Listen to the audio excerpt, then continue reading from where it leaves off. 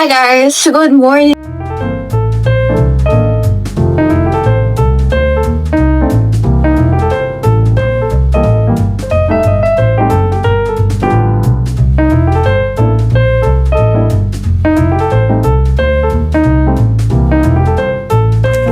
Hi guys, good morning. So today I am planning to go sa Makati to shoot some POV things.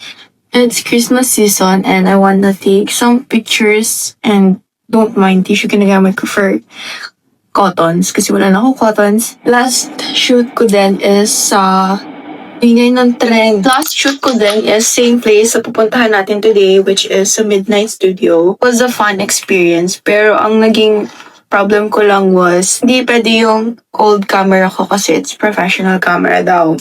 Ang ginamit ko nun is phone ko, which is okay naman kasi maganda na may quality ng pictures and videos. So I don't know kung magpayagan tong camera ko kasi I'm gonna vlog with it. So this is the outfit of the day. I got this random pabot near the Salig sa Yumol. And my bag for the day. Or actually, I don't need to bring this bag kasi I'll bring some of my things rin.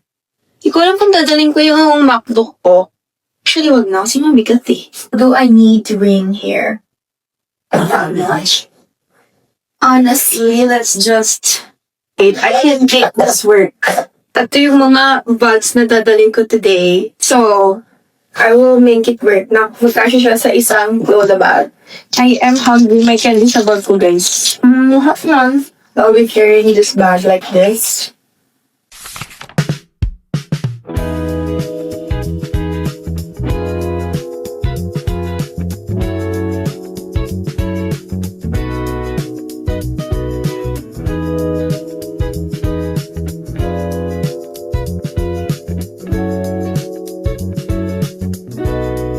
Hello guys, this is my day's emotion.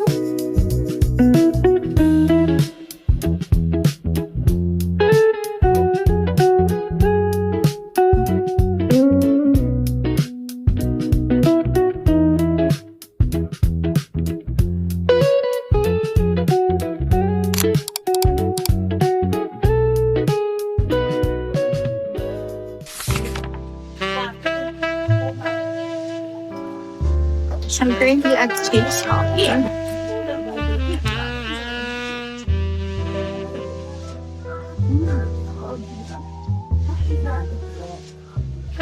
Hindi pa natapos yung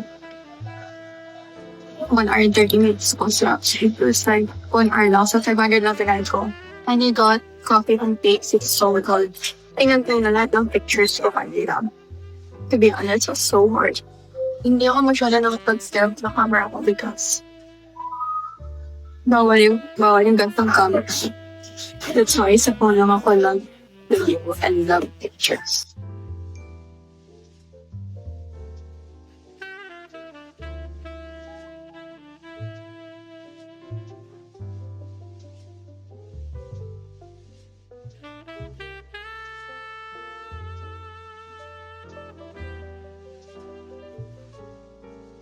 I'm just gonna charge my camera because I'm planning to go sa Papa Market. Oh my God, obvious like this. Oh, ko, like wala, dito dala yung ano ko. Ay, naku naman talaga maragir. Using my iPad is power bank. Guys, ang random na, bigla ako nag-grocery. It's because naghanap ako ng chia seeds and wala kahit saan. Malaki na babilin po or maliit.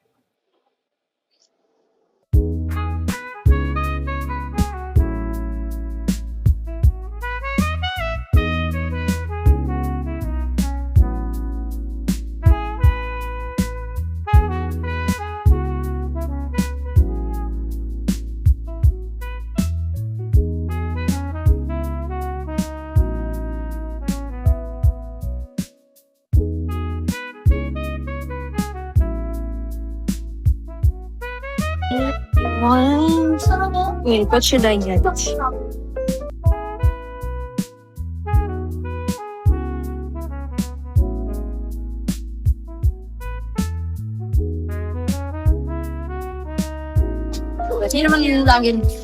There's so many people in here. I wanna go home.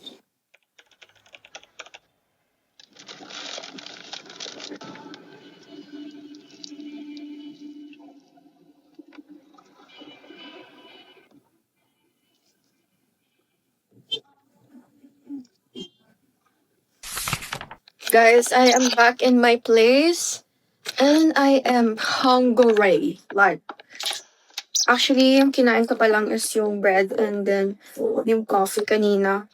Di pa ako kumain ng milk. So, isa naisip ko, since bumili naman ako ng food kanina sa marketplace, yun na lang kakainin ko now. Kanina, ang binili ko lang sa groceries yung mga things na kailangan ko. Chia seeds, cotton balls, and this one, dishwashing liquid. And I am just so proud of myself. I also got some foods, and I also got some foods. And ito kakainin ko today. Kanina ko pa din naisip, Shanghai. And then, we have, what is this called? Broccoli beef stroganoff. And, like, today, wala akong food. Actually, gusto mo daw paluto. And, like, I just can't cook. So, mas okay sa akin bumili ako ng food. Mas okay sa akin na ganun. So, umuwi na ako agad kasi ayoko maabutan ng rush hour. And plus, wala naman akong gagawin doon. Di ko dala yung laptop ko. So, ayun, I went home na. Let's eat! Honestly, guys, my plan today was to go dun sa pop-up sa Legazpi. Wala talaga sa plan ko yung UEG. Pero since I promised myself na lahat ng gagawin ko, lahat ng gagastusin ko from now on is related to UE, I feel like I really need to go sa Makati because honestly, I'm not mentally okay. I would say for the past couple of days, I want a self-date and all. That's why gusto ko pumunta sa Makati. Pero, kinuna ko na lang UE. Pero actually, I am happy. Because guys, I'm turning 20 next year. And I feel like, pinipressure ko yung sarili ko. And parang, basta, ganun. And actually, whenever I don't feel okay, lagi ko naisip yung Makati. Lagi kong gusto pumunta sa Makati whenever I don't feel okay. I don't know. Maybe because I'm most familiar sa Makati. I know my way around. I just love Makati so much. And I feel like one of my comfort places is just randomly walking somewhere in Makati. Guys, share ko lang din sa inyo. Last night, di ako makasleep. Ay, hindi. Actually, naantok na ako. Pero kasi gusto ko maintindihan bakit super busy ng mind ko. You know? Like, my normal, healthy wake-up time pag walang pasok is pinakamaga na is 9. Pag 9:30 ako nagising, okay na ako, happy na ako. But lately, nagigising ako ng maaga. And I don't like waking up early, I swear. I'm not a morning person. I don't like it when I wake up early. And most of the time, pag gumigising ako, super busy ng utak ko. Like, alam mo yun, hindi ka pagising, iniisip na yung problema mo. Before ako mag-sleep, there's like a fear in me na hindi ko ma-explain why. And then, kagabi, naghanap ako ng books to understand why I feel that feeling. And if curious kayo kung anong book yun, it's like Women Who Thinks Too Much. Women Who Think... Basta ito na lang. Actually, nasa start pa lang ako eh. And sabi niya doon na parang there's type of overthinking. Figured out na mine was chaotic overthinking. It's when all of your thoughts are all over the place and hindi mo alam kung anong gusto mong maramdaman. Hindi mo figure out bakit ganon yung brain mo. Basta hindi organized yung thoughts mo. And yun talaga yung nararamdaman ko this past few days. So, yun din yung nagkakause why people are alcoholic and all. Kasi hindi nga nila ma-figure out. So, parang naghahanap sila ng way para to run away with the problem. And parang, hindi naman sinasabi kong alcoholic ako. Pero parang naghahanap na ako ng way for myself to run away from those. Alam mo yun, parang gusto ko na mag-shut down. Forget everything. Kasi nga, hindi ko magets. Hindi ko ma-figure out why I feel like this. Ganon. Ang sarap ng Shanghai, honestly. This is only for 89 pesos for 3. I feel like I have so much things to say with you guys. I'll just stop here. I think I'm gonna end the video here. And I'm gonna watch Netflix. And I'm currently watching The Big C, guys. And tomorrow pa lang ako na mag-review for Coblo because I have a test. And thank you so much for coming along with me today. Honestly, nag-enjoy na ako mag-vlog ngayon. Okay, ang dami ko sinasabi. Bye-bye!